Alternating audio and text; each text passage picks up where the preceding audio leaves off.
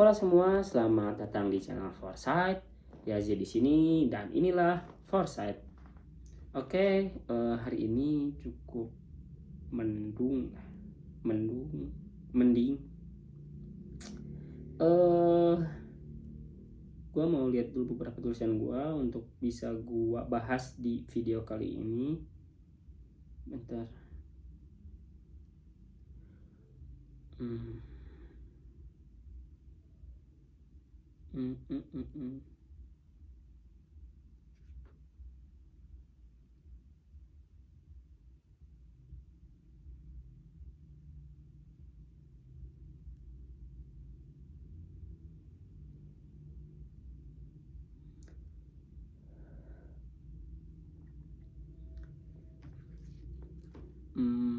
Hari ini gua mau bahas video gua mau masuk ke episode Open BO lagi, terbuka dalam berbagi opini,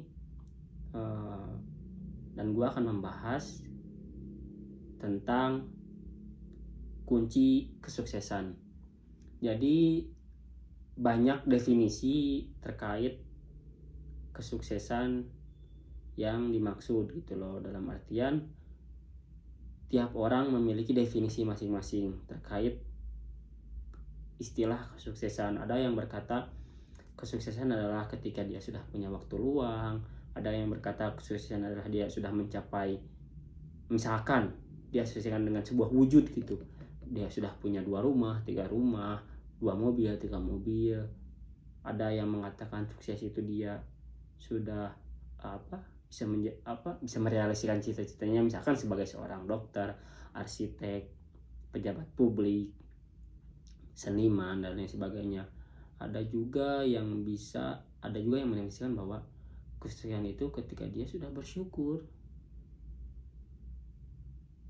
Kesuksesan itu didefinisikan ketika seseorang sudah bisa bersyukur, dan itu tidak mudah.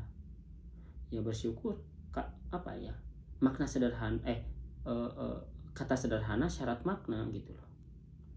Bersyukur menurut gua cara paling sederhana untuk bisa menenangkan diri bahwa kita sudah memberikan yang terbaik dari sesuatu yang baik yang pernah kita lakukan gitu. Ya, balik lagi tadi ke judul kunci kesuksesan.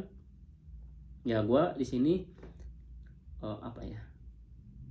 pengen berbagi opini tentang kunci kesuksesan itu. Jangan sampai kita gagal menerjemahkan sebuah kenyataan gitu.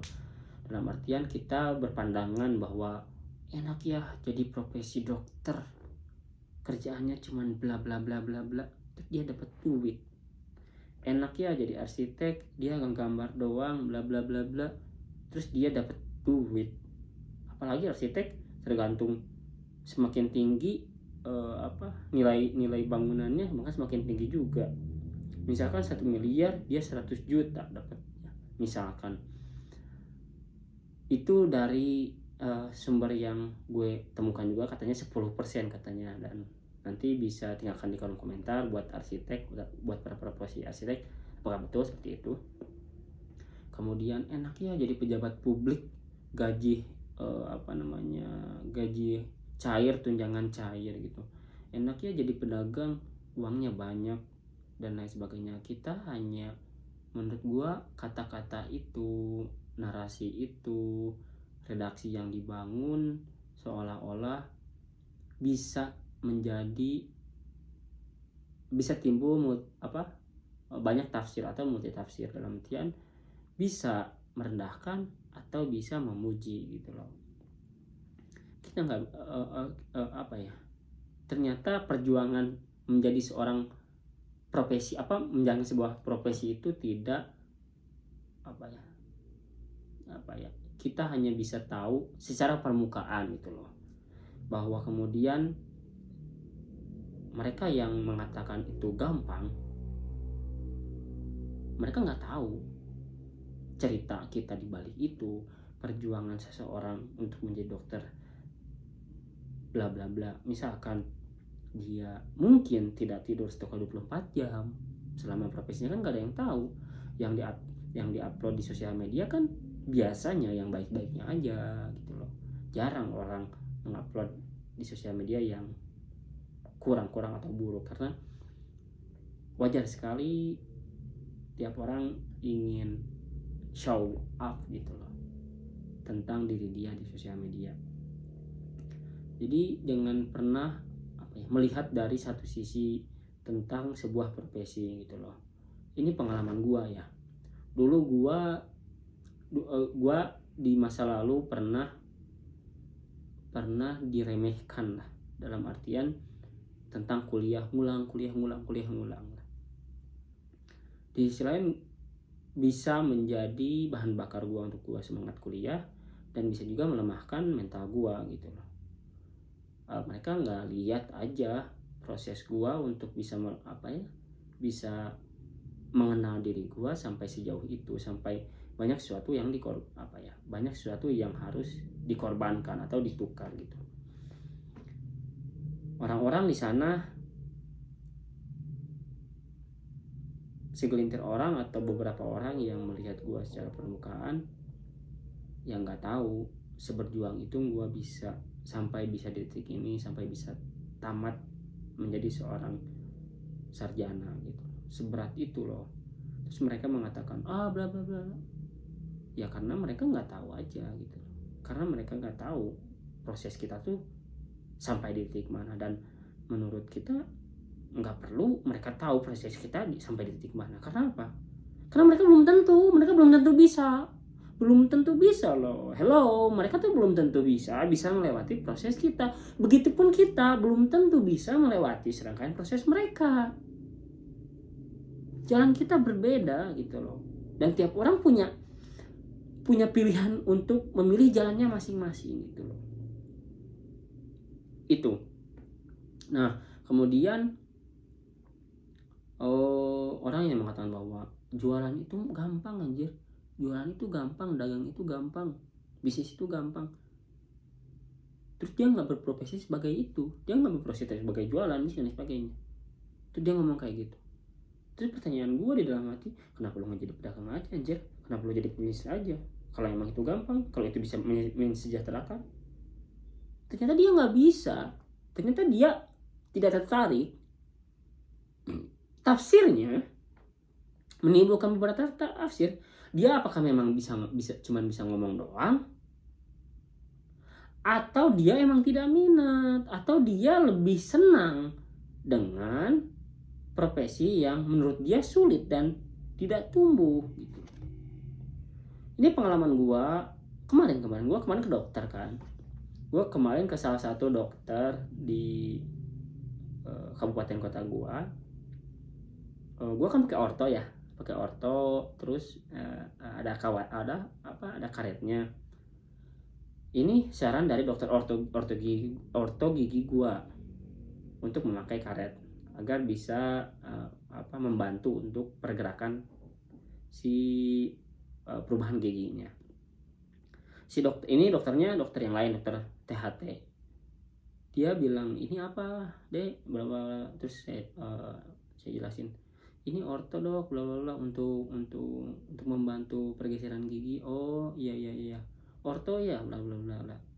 Dia seorang dokter, dia nggak menghakimi, dan dia nggak tahu juga itu concernnya di mana. Padahal dia dokter loh. Karena apa? Karena memang berbeda jalur. Dia organ telinga, hidung, tenggorokan, ini di gigi. Padahal ini adalah mulut adalah salah satu jalurnya, berjalur dengan telinga, hidung, dan tenggorokan. Tapi dia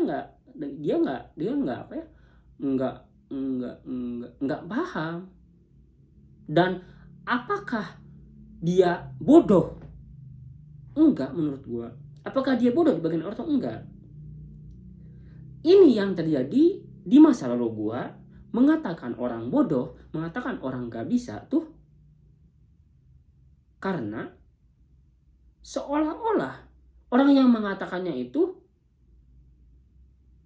dia tidak memahami bahwa gua nggak minat di sana. Misalkan gua sebagai dokternya, ya gua emang nggak minat di bagian dokter gigi, kata si dokter THT ya. Ya gua nggak bisa gitu loh, karena itu bukan kompetensi. Nah, perjalanan gue di masa lalu yang selalu membodoh-bodohkan orang, yang selalu itu kan sebenarnya membodoh-bodohkan orang atau apa ya, merendahkan orang itu tergantung situasi dan kondisi ya. Ini gue disclaimer dulu nih. Ya kan banyak, maksudnya lingkungan kan salah satu faktor apa ya, faktor, bukan faktor pemaaf, salah satu faktor pemicu bahwa hal itu bisa diterima. Misalkan dalam konteks lagi bercanda lah, karena satu circle dan paham bodoh ya emang bisa terima aja. Tapi tidak setiap orang bisa menerima itu. Tidak setiap orang bisa menerima bahwa Anda menjelek-jelekan dan memudah-mudahkan si dia, nggak bisa. Karena kita nggak tahu kan, kecuali kalau dari awal dia dilan. Tapi kan jarang juga dia dilan apa? Oh namanya? Dia dilan.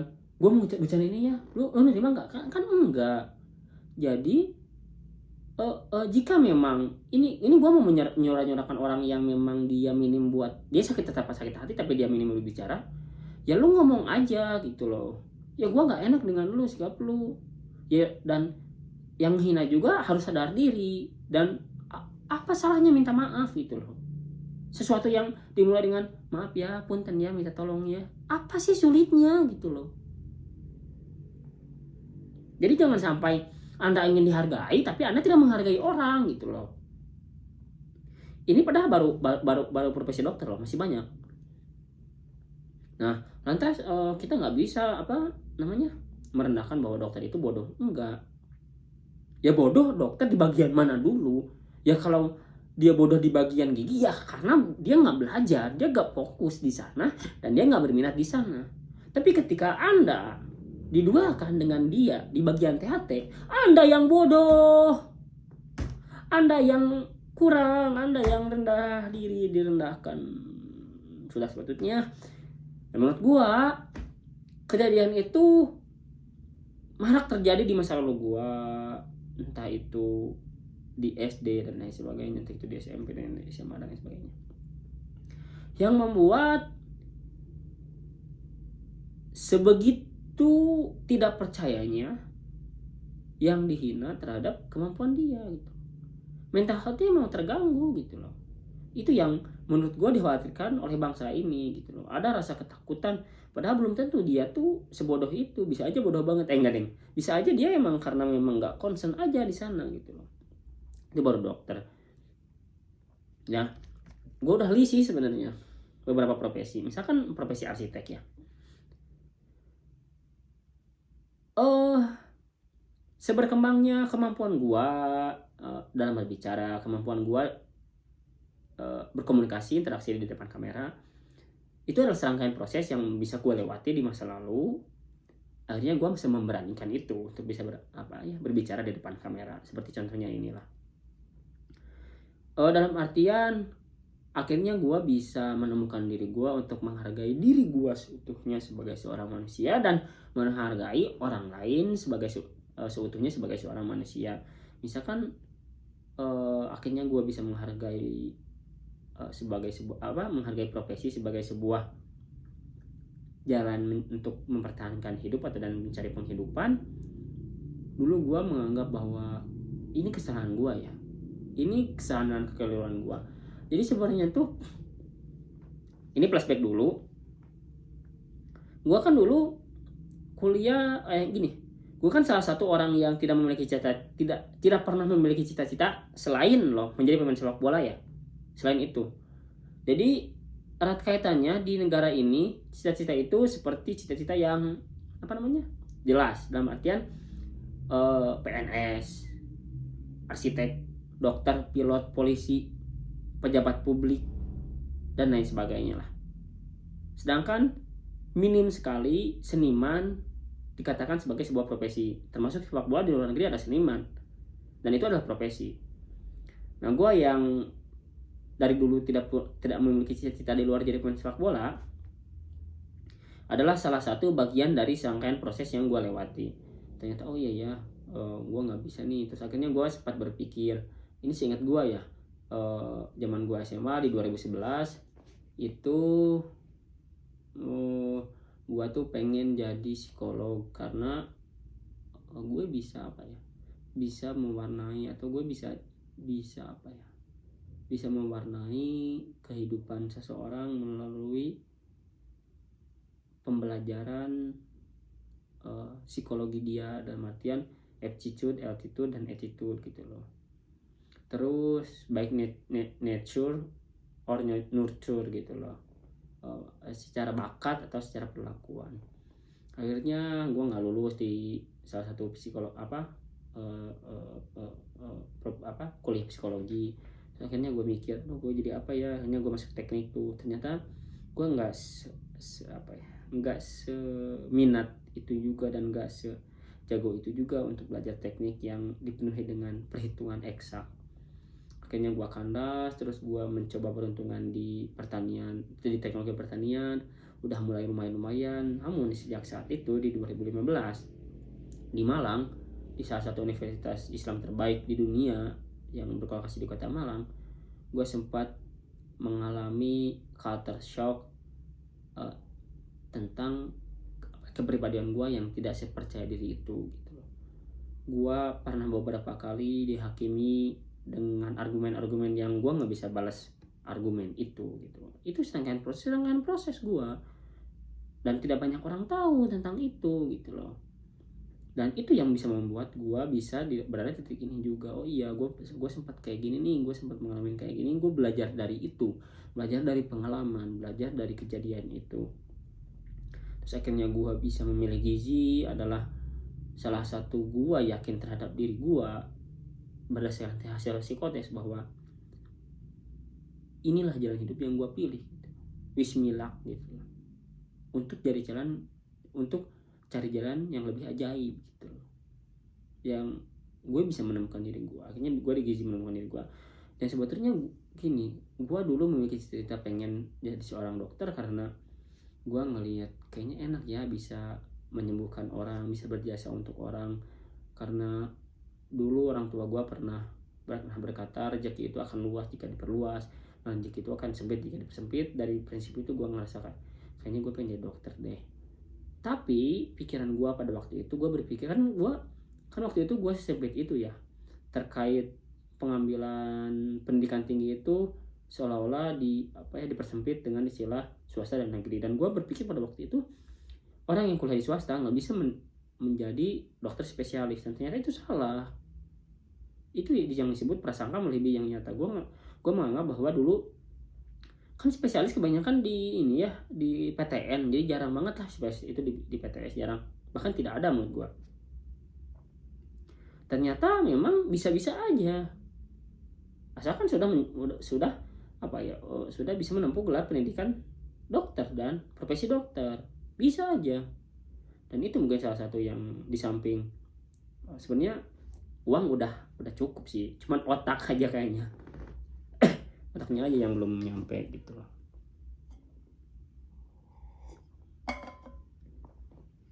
Akhirnya pelabuhan terakhir gue di gizi, dan alhamdulillah gitu loh. Kemudian balik lagi tadi ke profesi arsitek, misalkan kan kita nggak bisa ya berkata, nah dari serangkaian proses tadi, dari serangkaian proses tadi akhirnya gue bisa menghargai diri gue dan bisa menghargai orang lain gitu. Kenapa kita harus menghargai orang lain? Dan karena kita juga harus menghargai diri kita gitu loh. Kenapa kita butuh orang lain? Karena kita lebih mudah melihat kesalahan orang lain dibanding kesalahan kita. Itu sebabnya kita membutuhkan orang lain untuk melihat kesalahan kita gitu loh. Hanya gue menghargai profesi lain, sekalipun itu profesi beca. Gue ngerasa bahwa misalkan zaman gue di Jogja ya dulu, zaman nyokap gue di Jogja 10.000, misalkan dari Tugu ke Malioboro 10.000 nyokap. Ini perbedaan budaya ya, dan perbedaan perilaku. Kan maksud nyokap gua 10.000 perjanjian awal dari 10.000 ke ini, nggak tahu Jogja istimewa karena ini atau gua nggak tahu ya. Tapi ini adalah pengalaman gua. Jadi dari Tugu ke Jogja, dari Tugu ke Malioboro misalkan 10.000 nih. Perjanjian awal dari 10.000. Sampai di Malioboro dikasih 15.000 sama ibu gua. Nah, si tukang beca ini dia mengatakan nggak usah bu, kan perjanjian di awal di 10.000. Maksud si bapak ini, si tukang beca ini, karena udah kesepakatan di awal gitu loh, 10.000. Dan menurut gue itu is the good, itu kunci kesuksesan hidup juga. Dia berkomitmen terhadap kesepakatan awal. Ibu gue memiliki pandangan yang berbeda bahwa 15.000 ini adalah bentuk kepuasan terhadap pelayanan yang diberikan. Jadi dua hal yang berbeda, tapi itu bisa memberikan dampak positif, bisa memberikan dampak negatif, bisa, ya tergantung orang melihat dari sudut pandang yang mana gitu loh. Nah akhirnya ibu aku bilang, gak apa-apa ambil aja karena saya puas pelayanan bapak, masnya baik banget gitu. Akhirnya menerima gitu. Nah dari situ gue ngerasa bahwa disitulah kita bisa menghargai profesi orang lain. Ya kita nggak bisa menghakimi anjir tukang beca, nggak bisa, karena dia cari penghidupan di sana. Anjing, jangan sampai, gue paling nggak suka ya orang yang merendahkan profesi gitu loh. Apaan sih, gue beneran ini gue gedeg nih. Karena apa? Karena kita belum tentu bisa apa ya, bisa berada di titik mereka gitu, yang menurut mereka itu adalah sesuatu yang berharga, pride bagi mereka. It's okay misalkan seseorang arsitek berkata, misalkan kita mau buat rumah nih, gue mau buat rumah ke ke orang dengan jasa arsitek. Gue udah mikir, ya gue harus nyiapin biaya sekian, bla bla bla. Ya gue someday gue menggunakan jasa arsitek, misalkan biayanya tuh 100 juta. Ya suatu saat dia memberikan memberikan harga 10%, 10 juta misalkan, ya gue akan bayar itu gitu loh. Nah di akhir cerita kita bisa melihat apakah kinerja dia memuaskan atau tidak. Jika memuaskan kita bisa ngasih lebih, jika tidak memuaskan nggak perlu dijelek-jelekan gitu loh. Karena apa? Ya karena mungkin gue dan si arsitek ini berbeda pandangan, seleranya beda gitu loh. Kita nggak bisa harga pengen murah anjir dan pelayanan pengen bagus sih, nggak bisa, nggak akan pernah bisa. Ya segala sesuatu pasti akan disesuaikan gitu loh. Ya masa kita pengen pakai kloset duduk tapi harganya kloset jongkok, kan nggak bisa anjir. Nah dari situ kita harus bisa menghargai gitu loh profesi sebagai seorang arsitek. Apakah kita patut membodohkan dia? Enggak. Ya kita bisa membodohkan dia di bidang bisnis, bisa. Tapi nggak etis aja dia, anjir bodoh nih lu, gitu aja nggak bisa nawar harga, nggak bisa anjir. Ya kita juga bisa dihakimi oleh dia, lalu ngapain anjir, bodoh juga, nggak bisa bikin denah dan merancang desain di bagian arsitek. Nah kan, dan sampai kapanpun itu nggak akan pernah menyelesaikan masalah gitu. Dia memiliki kompetensi dan keahlian di bidang dia gitu loh, sebagai seorang arsitek.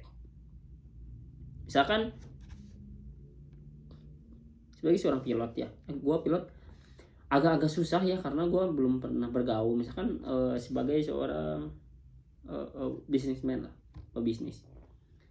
Ya orang yang mengatakan bahwa bisnis itu gampang dan mudah, jika mungkin ada yang bangkrut ya, gak mungkin ada yang PHK. Karena menurut gue menjadi profesi bisnis itu cukup sulit juga. Ya gak apa-apa sih, gini, gue yang sekarang adalah salah satu orang yang bisa menerima omongan orang, apapun itu omongan orang, termasuk membodohkan diri gue. Misalkan nih, suatu saat teman gue bilang, mana yang beleguk, mana yang bodoh. Ya gue bodoh di bidang hukum misalkan. Ya emang gue nggak fokus di sana, gue nggak belajar di sana, dan gue nggak minat di sana. Ya gue serahkan kepada orang-orang yang memang dia kompeten di bidang hukum. Ya ketika ketika memang dia berkata bahwa gue bodoh di bidang hukum, nah emang kenyataannya kayak gitu, dan itu hak dia untuk berbicara gitu. Bahwa kemudian ya gue memang minat dan bakat di bidang bisnis, ya kita adu karya aja gitu loh. Ini karya gue bla bla bla, ya gue bisa dibodoh-bodohkan. di bidang hukum. Tapi ketika lu melihat karya gue di bidang bisnis, apakah lu bakal tetap memudah-mudahkan gue? Atau justru lu bakal malu dengan tindakan lu yang memudah-mudahkan gue di bidang bisnis, dan padahal itu habitat gue gitu. So, ini saran dari gue untuk generasi bangsa selanjutnya, untuk generasi penerus pembangunan bangsa. Kurang-kurangilah memudah-mudahkan orang, kurangilah merendah-rendahkan orang, dan selama batasan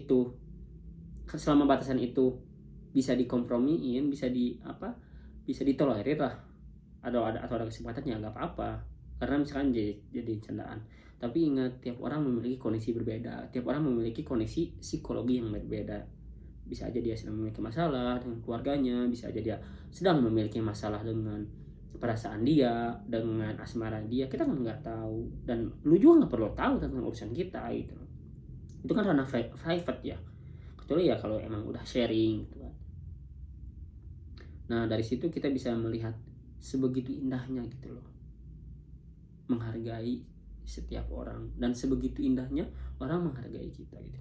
Kunci kesuksesan ada di sana. Ketika kita sudah bisa menghargai diri kita sendiri dan kita bisa menghargai orang lain.